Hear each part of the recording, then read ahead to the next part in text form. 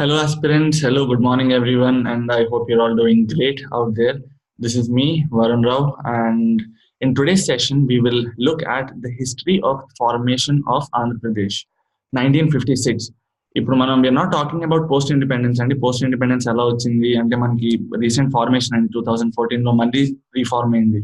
So we're not talking about that period. We're talking how we actually achieve the independent Andhra Pradesh, which was consisting of Rayalaseema, Telangana, and coastal Andhra.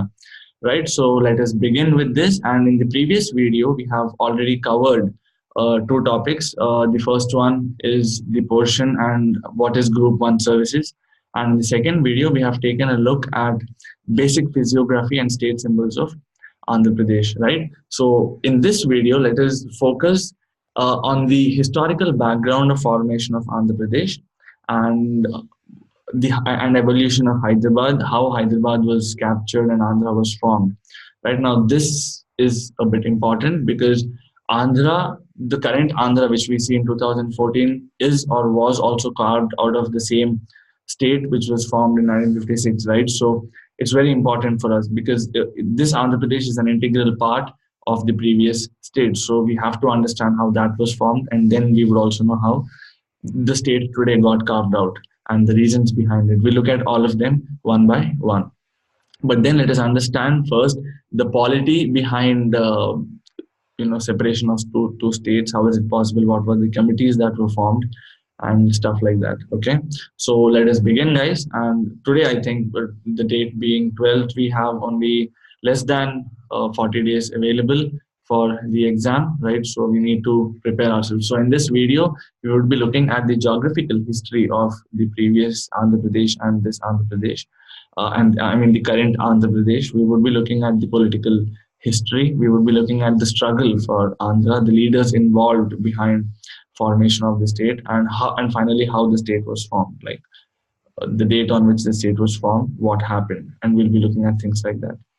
Okay, and just to tell you, I have actually been looking a lot on YouTube, చాలా videos చూసానండి, thinking that I would be able to find something on APPSC, and ఎప్పుడైతే ఏమీ దొరకలేదో, not even a single video that I was able to find on English, then I thought if this way I could be of some help to myself and at least to some people who are studying out there with real dedication, I think that would be great, right? So I really would want to wish each and every aspirant and all the best for your dedication, and I really hope your dedication pays. All the best for your hard work. All the best for your focus that you've been giving for this exam, whatever this exam deserves over the last few years or few months, right? And I really hope you get what you deserve. I mean, I really hope all those people who really are working hard, they really crack this exam. So on this positive note, let us go ahead and let us begin understanding the history, the geographical division. Let us understand the geographical division of Andhra first. ఇప్పుడు మీరు చూస్తున్న Andhra are మీరు 1956లో చూసిన ఆంధ్ర కూడా it was different అండి. అంతా వేరే వేరేగా ఉండేది. Like coastal Andhra and Rayalaseema ఏవైతే ఉండేవో, they were part of Madras province. They were never a part of native Andhra. And even Telangana was a part of Hyderabad state. We look at how the map changed overall after 1947 or probably after 1956. We'll take a look at all of that in this very video, right? So to begin with, Andhra Pradesh as a state, it has witnessed many changes. Okay, now the first and the most important thing that we all have to know is Andhra Pradesh was the first state to be formed on a linguistic basis. And the date of formation was November 1st, 1956, right?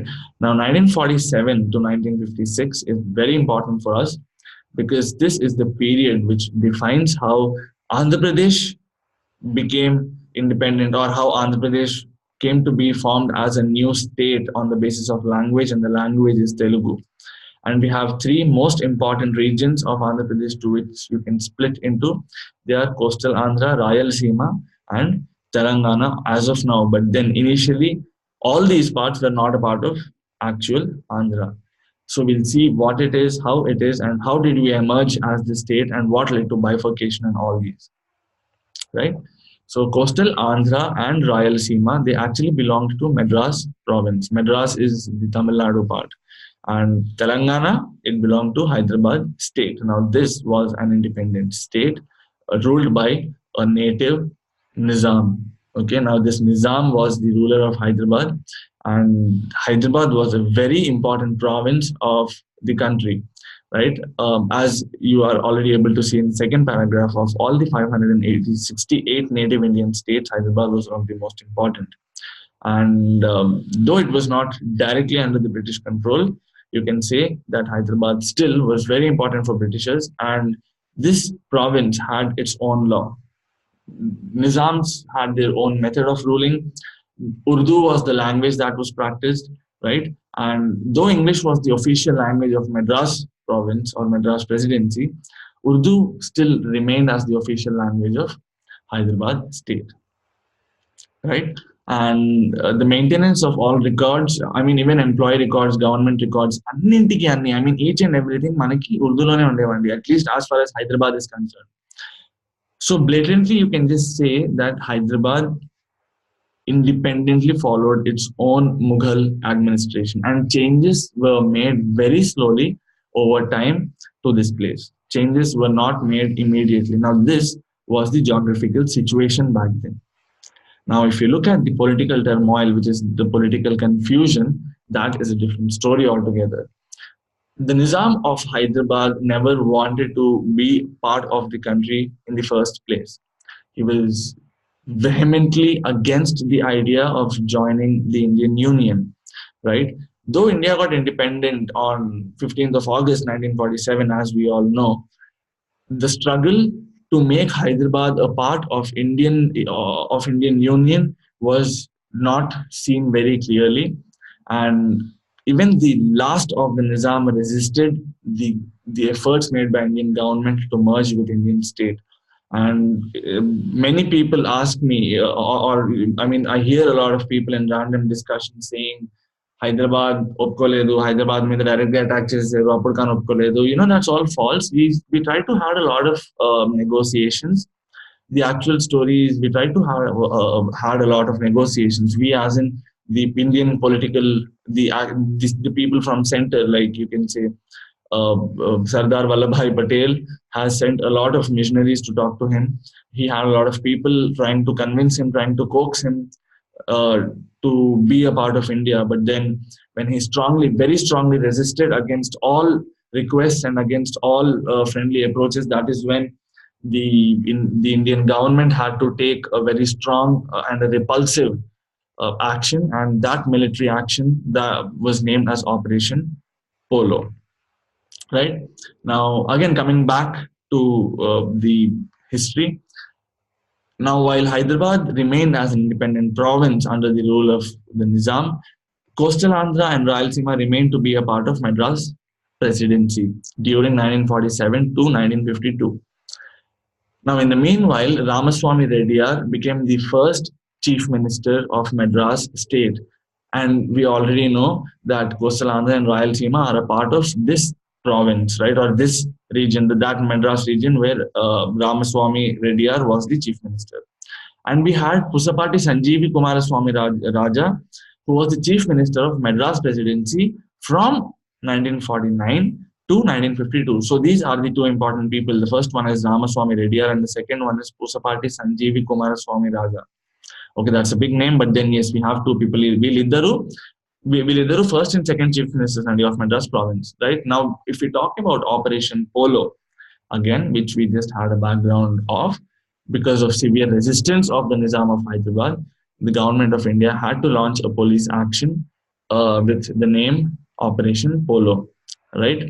And Nizam's forces, they were able to resist for 5 days, but after then, they had to accept to the framework that was set forth by government of India. And we also have a video on YouTube.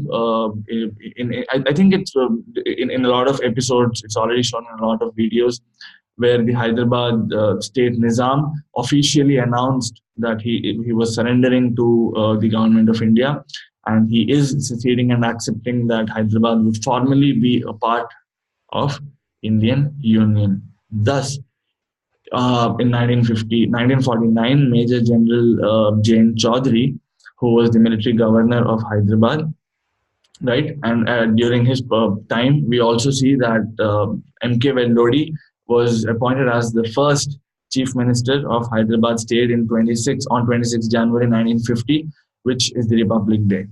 And from 1950, he served as the chief minister for 2 years and and then the Nizam was designated Raj Pramukh in January 1950.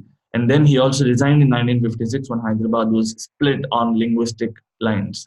The Nizam or the term Raj Pramukh was no longer important from 1956 when Hyderabad formally got converted into Andhra Pradesh.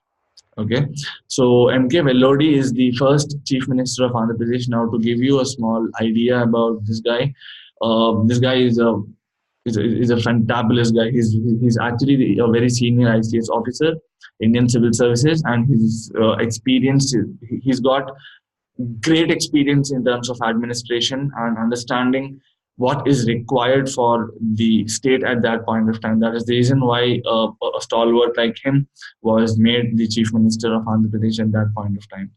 Okay, and then we have Sardar Vallabhbhai Patel, who administered and ensured that the country is all under one umbrella, that the union of India is not distorted. If today's geography is the way it is, what we see in map, it is all thanks to Sardar Vallabhbhai Patel. Then we have B.R.K. Rao.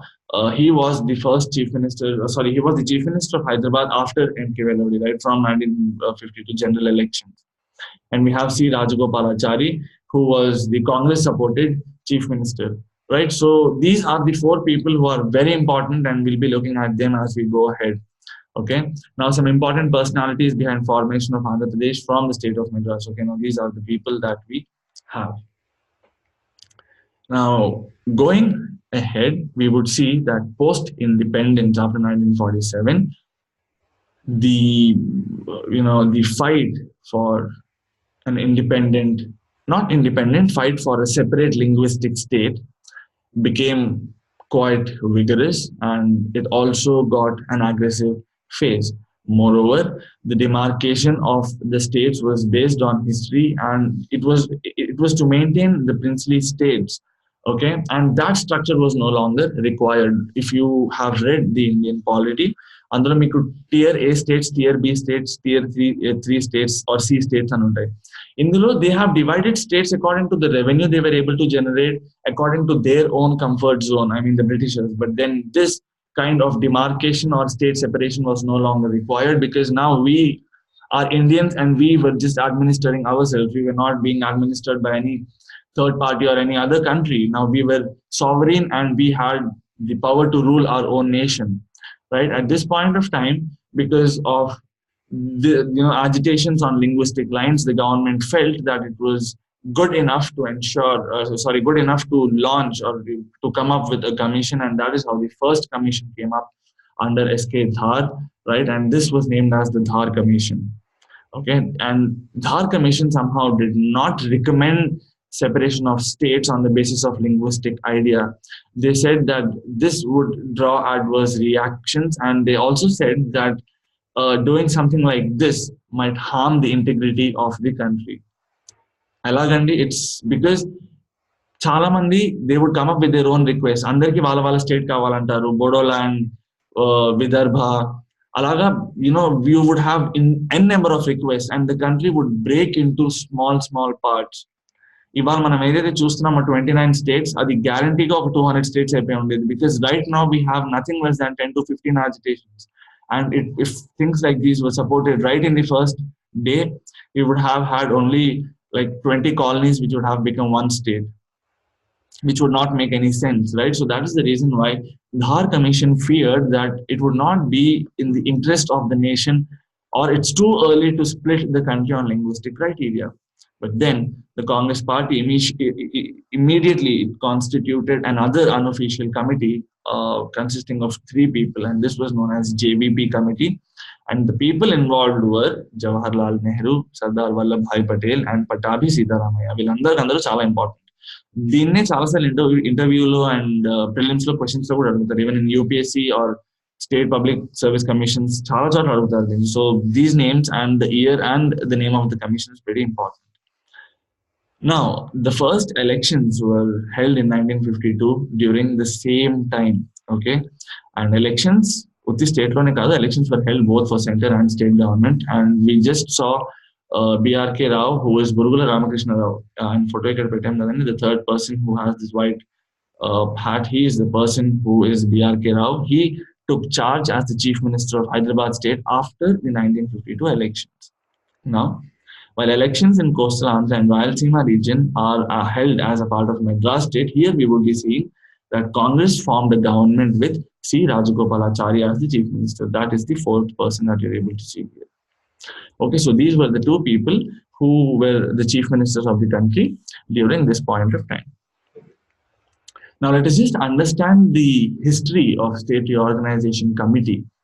Right? We spoke about SK Dhar, we spoke about JVP. Now we'll talk about State Reorganization Committee. Now this is a very important committee because this is the committee which approved rearrangement of states on the basis of linguistic criteria, but with certain provisions.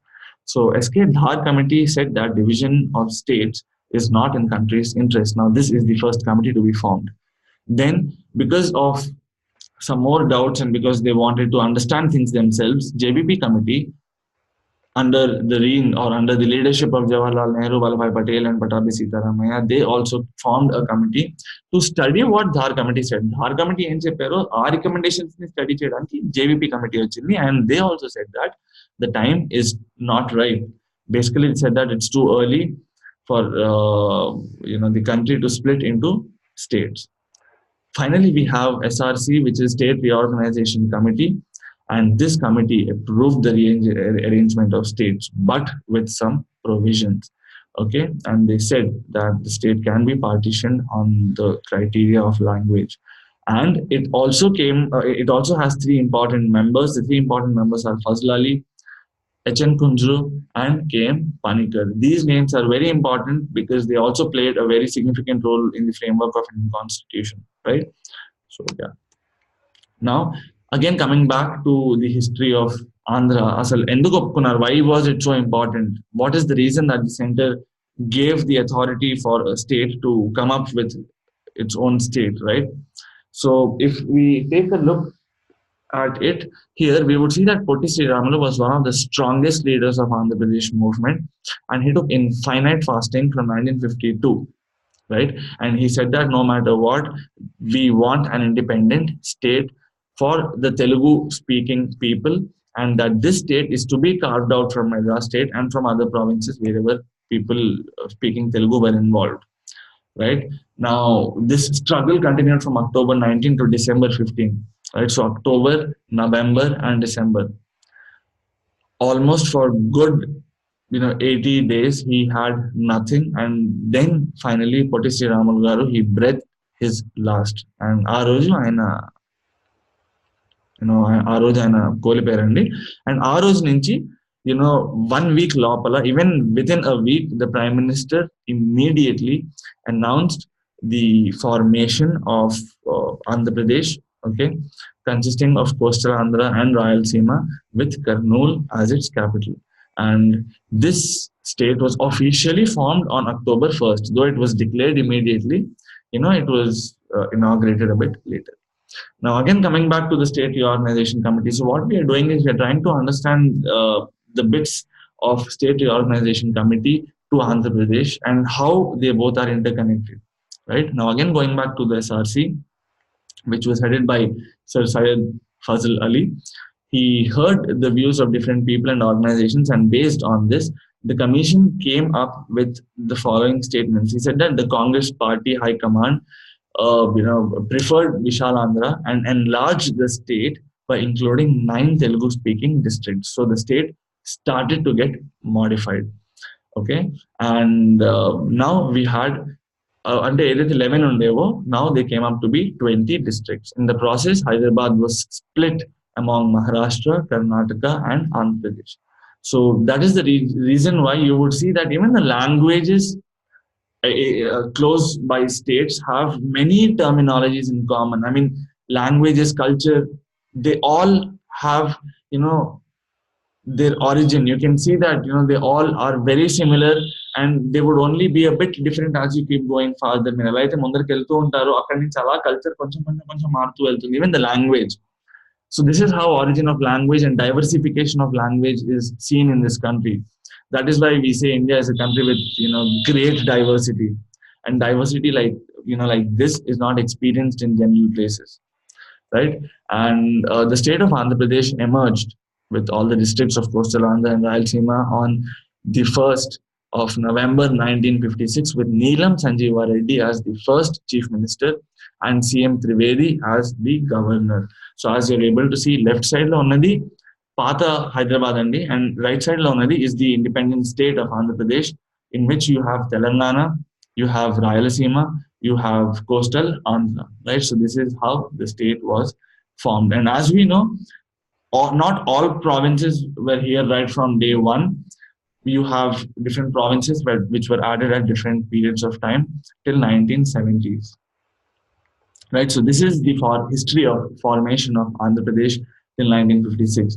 Now we'll look at the bifurcation of Andhra Pradesh from 1956 to 2014, the bifurcation between Telangana and Andhra Pradesh. We'll look and understand if the reasons and assumptions given by Telangana people are valid or not, and how far are the stats relevant and significant. So we'll look at this in the next video, and we'll understand what are the consequences of bifurcation of state, and what is it that Andhra has to pay for this, and what is it that we need to do in order to ensure that Andhra is again up and back to what it was. And now, as we know, we are already a revenue deficit state. So we would be looking what are the things we are doing in order to ensure that we overcome this, and why did we become a revenue deficit state in the upcoming video. Thanks a lot. If you have liked the video and if you have gained some value out of it, I would hope that you like the video, you subscribe to the channel, and you also share this to as many people as possible, because the exams are up and coming, and I don't think we have more than 50 days left. So the time is very short, and what we've got to study is pretty huge. And I am also a fellow aspirant like you, so I understand what it must be like. So all the very best. There's no time to waste. So yeah, all that we can do is haste and keep studying. All the very best for the exams, upcoming exams. This is me, Varun Rao, with you, and yeah, have a great day ahead.